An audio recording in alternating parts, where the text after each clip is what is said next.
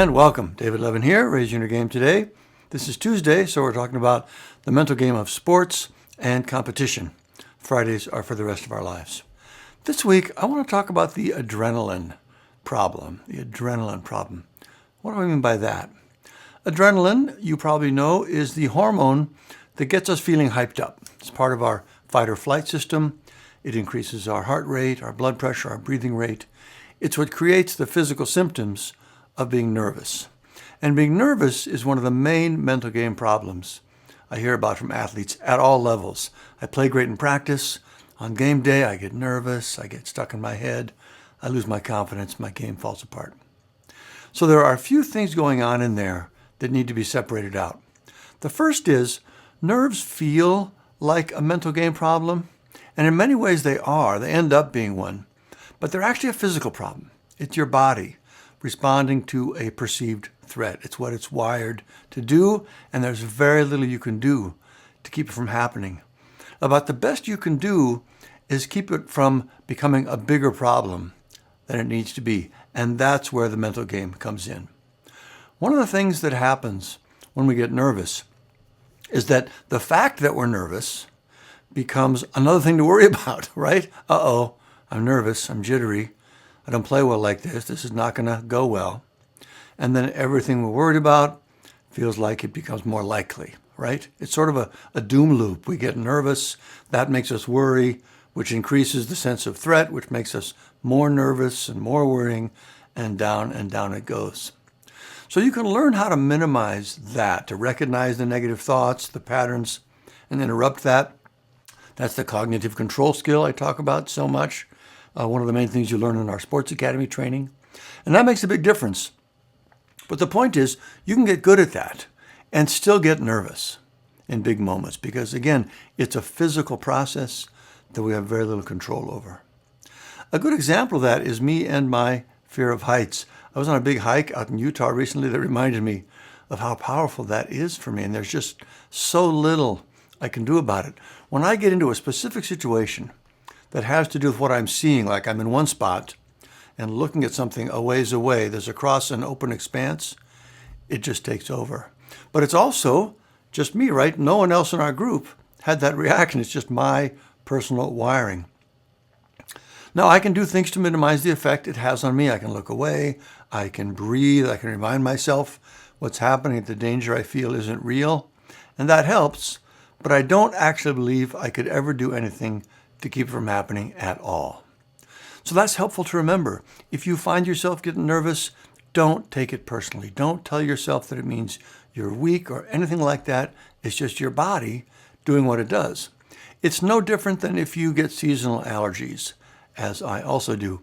When the ragweed season kicks in and I start sneezing and being tired all the time, I don't think it's a character flaw in me. It's just allergies, So that's an example of not letting it be a bigger problem than it actually is. Your brain telling you that this means you're weak is making it a bigger problem than it actually is, you see? That's what you can have some control over. And that's all mental game work. It's even possible in some cases to turn it to a positive, to notice the nerves and feel the buzz in your body.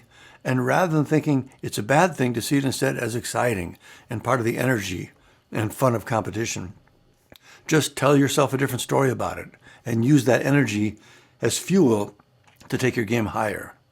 That's also mental game work, something you can work on, telling yourself a different story in the moment. Here's another fun example. Tim Ferriss, the big author and podcaster, 4-Hour Workweek guy, he was preparing for a TED Talk, and he was super nervous about it. And he knew he was also going to be even more nervous when he was on stage. So to prepare for that, he got super caffeinated, like on double espresso, super jittery. And he would practice his talk like that so he knew he could do it under those conditions when the time came. So you see, he wasn't doing something to keep from getting nervous.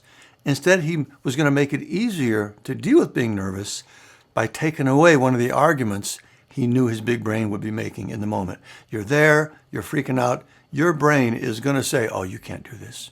You're going to screw this up big time, make a fool of yourself in front of all these people, and on, right? Making things worse, making it a bigger deal than it is. But now, because he had practiced in that jittery condition, he could push back on that. Nope, it's fine. I've done this already. Shut up, and shut those thoughts down, right? That's very interesting. It's also very likely over time, depending on the situation, the more you put yourself in spots where the pressure is on, the less effect it'll have on you. Just because as it gets more familiar, it'll feel like less of a threat to your system. But the point is, bottom line, there's probably nothing you can do to keep from getting nervous. Your body is going to have that response. Do not take it personally. Do not think it's a sign of weakness or a failure in your mental game work. Just accept that it's going to happen and work on ways to push through it and continue to perform in spite of it. Focusing on process is huge. You block out your thoughts. You just focus on the skill and the execution. Breathing can help. Having some quick things to tell yourself to get refocused. Work on slowing down if it's making you rush and make mistakes. There are things you can do to help, but the most important thing from the mental game perspective is just to not let it become a bigger thing than it actually is. All right, that is the adrenaline problem. I hope that was helpful. I know this can be a big deal, especially when you've done a lot of mental game work. You hope that the work will help you not have this problem anymore. And then when it comes up, it can be extra frustrating and disappointing.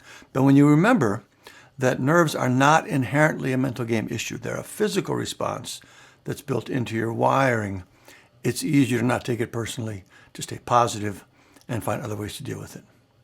All right, let me know if you have any questions. Otherwise, keep up the good work. I'll see you next time.